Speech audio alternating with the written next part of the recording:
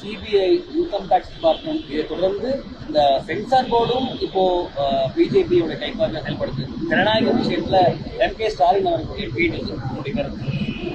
அண்ணா, என்னை கேட்டீங்கன்னா நானும் ஜனநாயகனுடைய படத்திற்காக எதிர்பார்த்து காத்திருந்த நிறைய ரசிகர்கள்ல நானும் ஒருவன் தான். நல்ல திரைப்படம், நல்ல நடிகர்கள் நடிக்கும் பொழுது சமீப காலமா நானும் நிறைய திரைப்படத்தை பார்க்கின்றேன், கருத்து சொல்றேன், பேசுறேன். ஏன்னா ஒரு திரைப்படம் என்பது ஒரு வெறும் நடிகர் மட்டும் உருவாக்கக்கூடிய ஒரு விஷயம் கிடையாது. லட்சக்கணக்கான நபர்கள் பின்னாடி இருக்கிறாங்க, எல்லாரும் சேர்ந்து பண்றாங்க. ஆனால் ஜனநாயகத்தை பொறுத்தவரை அது சிபிஎஃப்சி, அவங்க ஏதோ சொல்றாங்க, இது ஏதோ எடிட்டிங் பண்ணும், கட்டிங் பண்ணும், அது இதுன்னு ஸ்கிரீனிங் கமிட்டி, அது ஏதோ தேவையில்லாத எங்கெங்கயோ போயிட்டு இருக்குங்கண்ணா.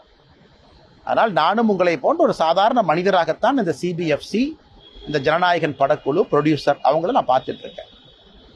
ஆனால் இந்தியாவில் எப்பொழுதுமே கோர்ட் இருக்கு, அப்பீல் மெக்கானிசம் இருக்கு, பல வழிமுறைகள் இருக்கு, எல்லாமே இருக்கு. ஆனால் நான் இதை இப்படி பண்ணிட்டாங்க அப்படி பண்ணிட்டாங்க, இது எல்லா திரைப்படமும் அது கடந்து வர்ற பாதை தான்.